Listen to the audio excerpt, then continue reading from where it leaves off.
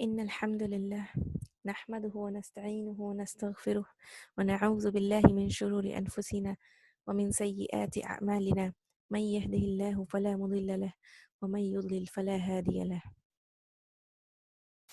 السلام عليكم ورحمة الله وبركاته. بسم الله الرحمن الرحيم. رب اشرح لي صدري ويسر لي أمري واحلل عقدة من لساني يفقه قولي. Today, inshallah, we will begin chapter number 5, which is brief introduction to grammar terms. Some grammatical terms, because while you're reciting, you would come across many things. So you should know what they mean. So, مختصر يصير في قواعد اللغة العربية.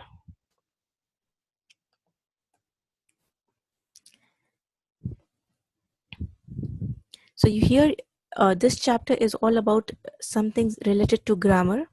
This is not an Arabic grammar book, but a brief overview will help to understand the parts of speech, the Arabic parts of speech, how they are made up. It will be helpful to understand that before the lesson which we do on Hamzatul Wasl.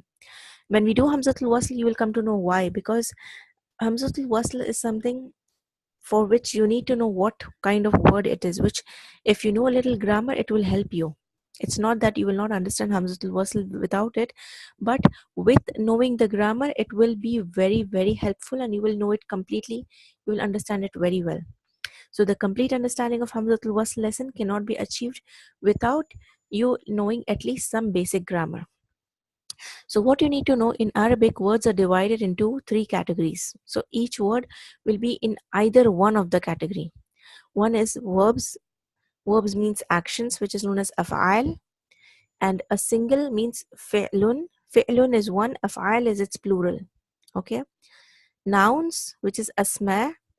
This is more general concept than English, because English has only nouns. But in Arabic, this category asma, it has adverbs, adjectives, it has more things.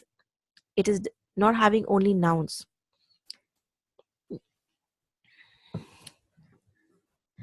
And the single form of this is ism. Ismun is one, asma is plural. The third is huruf. Huruf, again, in English you don't have for this category a specific word that you can put. Like, it has prepositions, it has particles, conjunctions, many things it has. So you cannot categorize them all in one English word. Okay. The single form of this is harf. Harf is one and huruf is plural. Also, for alphabets, or in a single letter or alphabet, that also you call a harf. So in Arabic, it is the same word, but they are not the same. Harf is an alphabet, whereas in grammar, when you say harf, it is this category, which is the prepositions, particles. Okay. Now we'll go to all 3 of them little by little. One is af'al, which is the first one, verbs. There are only 3 verb tense forms in Arabic. Okay, like how in English we have past, present, and future. But in Arabic, what we have is, you have past tense, which is called al-madi. You have past tense. Then you have present tense, al-mudari. Mudari is present, and the same word is also used for future. So the future tense is the present tense verb with a seen or a saufa before it. Seen is in a near future, something will happen, and saufa in a little more distant future, something will happen. Okay. The passive tense uses the present and passive tense with a change in vowels. Now again, for passive, the formation of past, present, it uses the same things, only thing is the vowel signs are changed. Okay. Like one example for mudari I'll give you. Yaktubu is he is writing. But if you want to say it was written, yuktabu. So alphabets are same. The only difference is the difference in the haraka, the vowel signs. Then the English, you have the other tense forms, many types of verbs you have. But in Arabic, you don't have separate categories for those. You just have a madi, that's past, mudare, present, and then the last is al-amr, which is command. Command, or it's like you're ordering something to someone, like sit, eat, go. So that is in command tense. So you just have these three categories, and all the other categories that you have in English, that is also there in English, but sorry, that is also there in Arabic, but how you just have to change the vowel sign slightly. Okay, that detailed study is there in when you do grammar. Now there are four essential makeup of verbs. Like one is called as thulathi means when the word or the verb which is there is made up of a three letter root. And then you have rubai, which is having a four letter root. You have khamasi, four letter, five letter, and six letter. Khumasi, sadasi. So thulathi, rubai, khamasi, sadasi. So these are based on how many root letters are there in this. So this category, which is four letters, five letters, and six letters, is very rare. Generally, what you will have is thulathi, which is the one which is having three alphabets as its root letter. And then you have al-madi. Madi means past tense. Past tense, they are known as mabni. They are built on fataha, meaning you will have fataha as the basic, and then you will have certain vowels on them, which is called haraka. Fataha. Same way, you will have a word which will be mabni built on this. Like for example, fataha is the pattern. You have one, two, three roots, fa, ta, and ha. And all the three are having what? Fatha, fatha, fatha. Same way, there will be one word, for example, kataba. Okay. Now, these three letter past, which is fataha is past tense, this represents a singular male form, which is he. He is singular. It is male. So he did something. So this is past tense. So he did something. So when you just have three root letters, it is based on a fath. Sorry, I just mixed this up. Just let me start all over again for Madi. Madi words are built or mabni on fatha, meaning when you say fatha, this it means the haraka fatha. The last letter will have a fatha, which is, for example, kataba, sami'a. Now in sami'a, second root is having kasra, but the last root is always a fatha. Sami'a, shariba, daraba. Okay, kataba. So the last letter will be a fatha. So it is mabni al fatha. When you say past tense is mabni al fatha, it is based on a fatha. And then you have conjugations. So this fatha, which is the base, will be the huwa form. Huwa means he and singular. He did something, like kataba, he wrote. Okay, sami'a. Sami'a means he heard. Shariba, he drank. So all the three letter roots which you will have, the past tense, this original one with three alphabets will be for he, the single male version.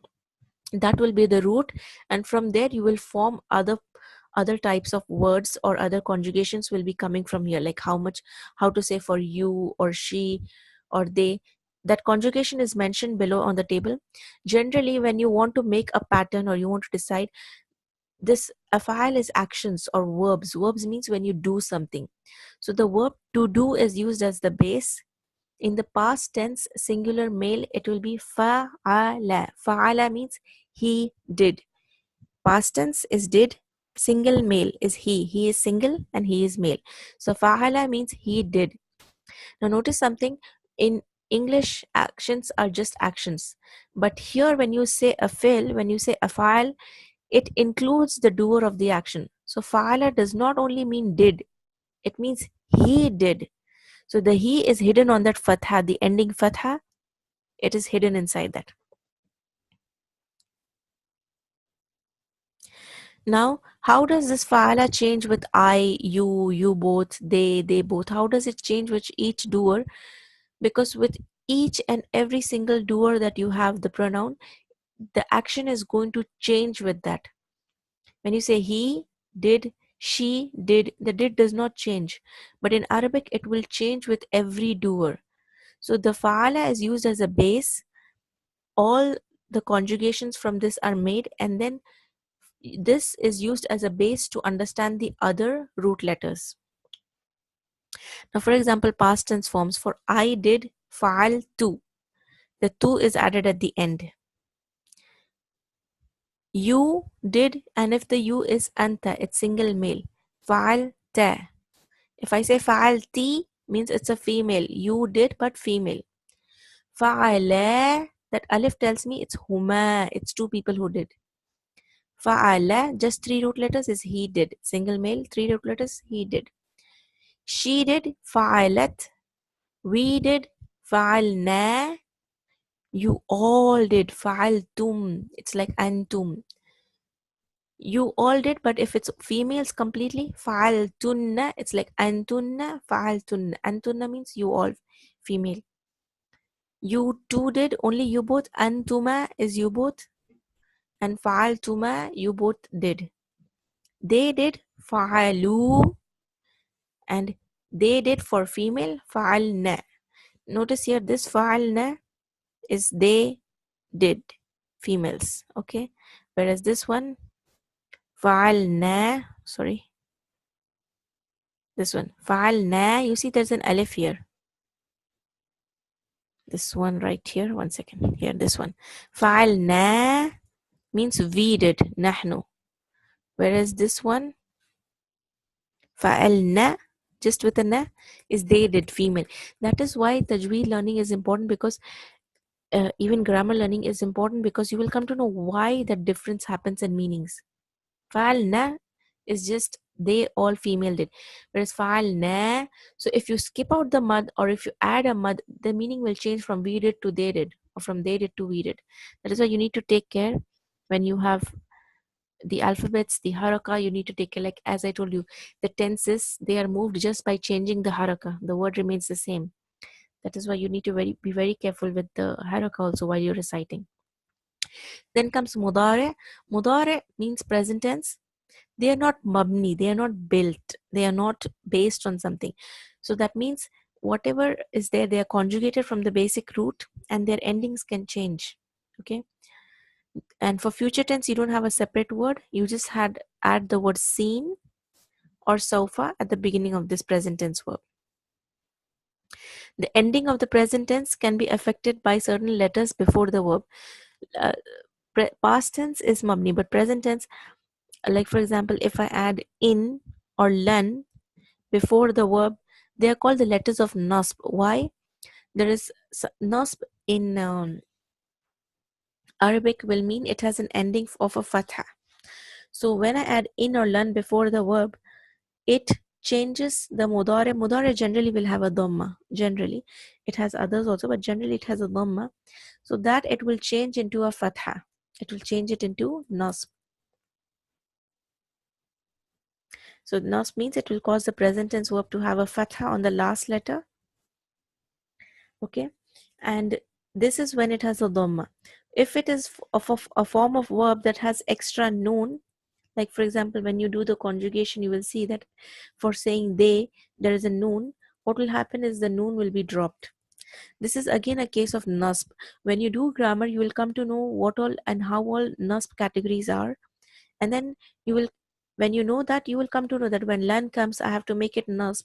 The way of making this nasb is I have to drop the noon. So this you will come to know when you read, when you learn the grammar. Okay, then there are some letters called as man and lam. What they do is they are called jazm letters.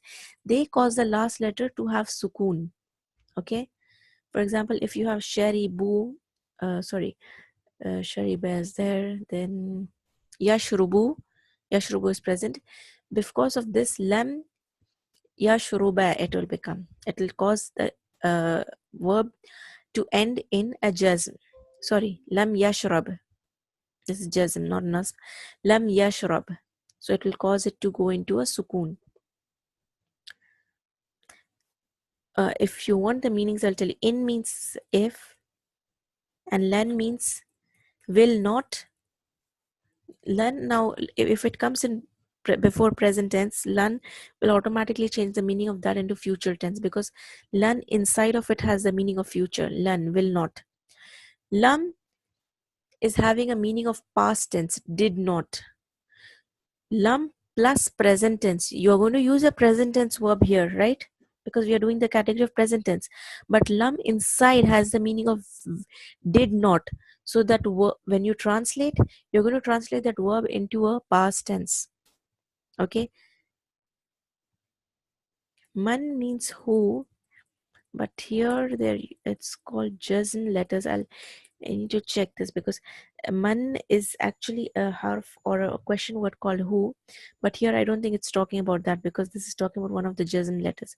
I will check this and tell you. So what will happen is they will cause the last letter to have a sukun, or if it has a noon, then that extra noon will be dropped. Only the extra noon, the noon of the conjugations of hunna, which is females, they all females, that noon will never drop. It will still remain. Okay. If it is a verb with ya or wow or alif as part of the makeup of the verb, this alif, wow or ya will be dropped. Like there is an example given here called taf'aluna. Taf'alun is a present tense. Okay. When you want to change it to jazm or nasb, in both cases the noon will be dropped, so it will become taf'alu. Okay. Now here if you see an alif is added, this alif is added for grammatical reasons. So whenever you have this wow and alif together at the end of a verb, you will know that this is for jama'a, it's for plural. Even taf'alun is you all did, it's plural for all of you, antum. Okay, antum taf'aluna. So taf'alu is for plural. Wow and alif will tell you that it's a plural. Why did it become? Here the example given is because of lam. Lam taf'alu. You did not do. Okay, you did not do. But for example here if you have tara has a ya at the end. This ya is alif maqsura. It's, if you see that there are no dots, so you have to pronounce it like an alif. So tara, when you have lam, you'll say lam tara. Lam tara, the ya will be dropped. Now again present tense, you have a pattern over here mentioned. I do will be af'alu, you do taf'alu. See, all dhamma endings are there. For female, taf'alina, this is different. Taf'alina, you both do. Taf'alani, he does. Yaf'alu, she does. Taf'alu, we do. Naf'alu, you all do. Taf'aluna, you all female do. Taf'alna, they do. Yaf'aluna, they both do. Yaf'alani, they do. Females, yaf'alna. Now the past and present, what I read the charts, if you don't know it yet, don't get too much distracted with this thing that you do not know, because here we are doing Tajweed. This book is on Tajweed. When you do grammar, inshallah you will do all this, you will cover all this, and when you learn it you will know it's not that difficult. So don't think it's too difficult and you don't know it. It will come with time. For all those who don't know, for all those who know, you would already be very familiar with all of this. It's the basic past and present tense form, and you have to learn it in a particular order. Don't learn it in this order which is mentioned here. In case any of you plan to learn this, I would advise you not to learn from this. There is a chart of pronouns which is known as the hua, huma, hum chart. Do it in that particular order only, then you will remember it very well. Okay. Then you have al-amr. Al-amr is again mabni or based. It's built on a particular pattern. All commands are mabni on what? We said past tense. Al-madi is mabni al-fath. It ends on a fatha. The amr, which is the command tense, is built on the changes of present tense, but you have to take the jazm form. That means they will all end in a sukun. That is sukun on the last letter, or dropping that extra noon, or that we saw alif, waw or ya being dropped. That is the jazm form.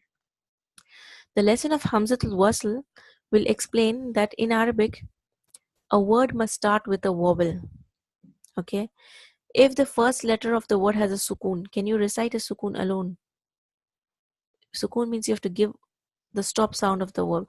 You cannot do it. You need a haraka before it to do. So what happens is Hamzatul Wasl is added at the beginning of the verb just as a helper, so that you are able to begin with that word. So what will happen? You will begin with the Hamza with the appropriate vowel. What does the appropriate vowel mean? We will see right now. this is okay, not in this. It's mentioned when Hamzatul Wasl is being done. It'll be explained over this. So I will not cover it now. I'll do it along with that chapter. But what is Hamzatul Wasl? An idea will be given here in this chapter, so that you know the command form of the verb. Okay. Now in command, what do? Generally, when you want to tell that do this, you will tell it to someone who is right in front of you. Who can be in front of you? You both, you all. They can be either masculine or feminine. So you will take the present tense form of you. Okay, if I come back here up on the present tense, if you see here, this one, tafaluna, tafalna, this one, and these. Tafalu is you do, tafalina, tafalani. So what you will do is you will drop the ta. They all will begin with ta. If you see all anta are beginning with ta. You will drop the ta, and if there is a noon, you will drop the noon, except for this one. You female versions, you will never change. This will stay tafalna. The noon will not drop there for group of females. This one will drop tafali. This will drop, but the group of females, the noon will not drop. So you will drop the noon. You will drop the ta, the beginning ta. Okay. Now, what was there for you do for a single male? Tafalu. Okay, it was tafalu. I dropped the ta. Okay, we'll drop the ta later. Let's first make last one jazm, sukun. Taf'alu will become taf'al. After taf'al, okay, this is al. I drop the ta. Now I have fa sukun, f'al. How do I recite that fa sukun? I cannot recite. That is why this alif is added. But alif is not part of the word, so I cannot put haraka on it. So this is known as a helper alif or hamzatul wasl. It is only used for wasl, only for joining, so that I can recite af'al. Okay, but af'al will be wrong. Why? Whenever you have a command form of a verb, this alif will never take a fatha. It will either be a kasra or a dhamman, which you will see later. But for now, if'al, if'ali, if'alu, if'alna, if'ala, all these are from the present tense. The beginning ta is dropped, the last noon is dropped, except for if you see all the plurals, alna, the noon will not drop here. After that one, since the fa is having sukoon and I cannot recite it, an alif is added as a helper to recite. Now, which haraka it will carry, that we will see in the next class. Now, essential makeup of verbs, which is the 3-letter root. They are verbs which have just 3 letters. In the third person singular, when you say, as we saw, the past tense is the base form. Past tense will have only those root letters, like fa'ala. So it is just 3 letters. From there, you will come to know the root word is 3. That 3, you're going to mold it like clay. We saw fa'ala, fa'alu, fa'alta, fa'alti, fa'alna. Okay, so fa'ala was the main root, which you could find out in the huwa version, in the single male form. For rubai, you have a 4-letter verbs that have 4 letters in the third person. Now, one example they have taken here is fa'ala. Fa'ala is fa, ain, and lam. This actually is another verb family from the same verb, which is fa'ala. That is a verb family. There are total 10 families. Fa'ala is family 1. Fa'ala is family 2. Okay. Shadda has 2 letters here, so ain counts twice. So that way they make that the letter is based on a 4-letter. So 5 letters, the same way you have, like for example, if ta'ala. Again, this is another verb family. If ta'ala. Extra letters on fa'ala, like here you have alif and ta extra, will add extra meaning to it. Okay, that when you do the verb families, you will come to know how they add the meaning. Then there is 6 letter. In the huwa version, you have istafala. Istafala, he seeks to do something. Istafala. Then you have the category asma or nouns. Now, nouns is not only the nouns of English. Okay. Now, there is a brief explanation given so that you are able to understand it. Ismun definition is kalimatun tadullu ala musamma dalalat al-isharati dun al-ifada. A word that indicates a name leading to the symbol without deriving benefit. It covers everything. Animate objects, inanimate objects, everything.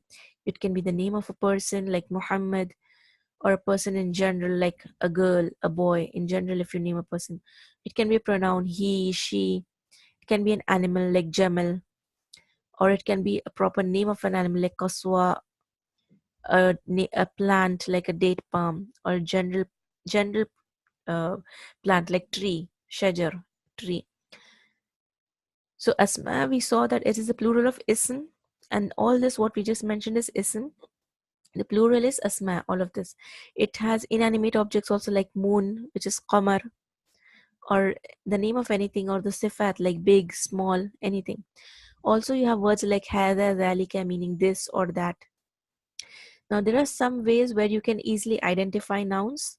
Like if you see some Arabic words, most of you may not know the meanings in Arabic, but there are some indications. Without knowing the meaning, also these indications will help us identify that this is an ism. They are not always there, but sometimes and quite many times this is there in an ism. When you have it, you have no two ways about it. If you have it, means it's an ism. So without even knowing the meaning, if you see this, you can say, okay, this is an ism. What are those? One is objects of prepositions, meaning if you have a word, before that, if you see any of these prepositions, again, there is a category. There are around 11 prepositions in total. When you do grammar, you'll by heart it and you'll be easily able to identify them. Like for example, fi meaning in, min is from, ala is on, ila is to or towards. So ala, ila, min, fi. If you have these words, the next word will be an ism because these cannot go on an action. If you have a tanween at the end of a word, like nabiyun, tanween means two haraka, two fatha, two dhamma, two kasra. A tanween will only come at the end of an ism. It cannot be an action. Then if you have ya at the beginning of a word, ya rabbi, ya is like calling, you're calling someone, so you can only call an ism. Then you have al at the beginning. Al is lam at-ta'rif. Al means lam at-ta'rif. This is actually lam sukoon. Since you cannot recite the sukoon, you add a hamzatul wasl, which is this alif, hamzatul wasl, which helps you to recite that lam. Only here, when it is alif lam, you will put a fatha on hamzatul wasl, al. This is noun, which we saw actions above. Actions will not have a fatha. If alu, it's a command. You will not have a fatha on that alif. But this alif, which has alif lam, you will have always a fatha. Ash-shams. So whenever you have alif lam, it's always an ism. Then you have the last category, which is huruf. These are usually very small words, like you just have 2 letters or 3 letters. They do not have any specific conjugation. They are as is words. They don't change. Some huruf are such that they have an effect on the noun or the verb that comes after it. Some of them, they don't make any changes on the next one. Some of them will change something in the next one. Some of them will not change. Some huruf, they're again divided into categories. Some that affect verbs and some that affect nouns. So huruf that affect asma, which is nouns, are inna, anna, fi, ala, ila. There are huruf that affect verbs or af'al. Lam kasra li, lan, lam, man, in. At this stage, you don't need to memorize these, but when you're doing grammar and detailed grammar studies, you will be memorizing this. It may take some time, but over time, over repetition, you will be able to memorize it, inshallah, bi'iznillahi subhanahu wa ta'ala. Now, there are some huruf that don't affect the noun or verb at all, like wow, which is wa, meaning and, fa, so, thumma, then, la, and ma, meaning no. Okay. So with this, alhamdulillah, we have finished chapter number 5. We will cover this in the next class so that you are able to give some time to read this chapter as well, and also understand the lesson. If you want to repeat it again, if you have queries, you can ask, because this is something completely new. It's not part of Tajweed, so it may sound a little tough for those who don't know grammar. So don't worry about it. Just a quick overview or review. That's it. You don't need to by heart so much in this. You just need to understand. The last lesson is on Hamzatul Wasl. which we will inshallah cover in the next class. Subhanakallahumma wa bihamdika nashhadu an la ilaha illa ant nastaghfiruka wa natubu ilayk. Wassalamu alaikum wa rahmatullahi wa barakatuh.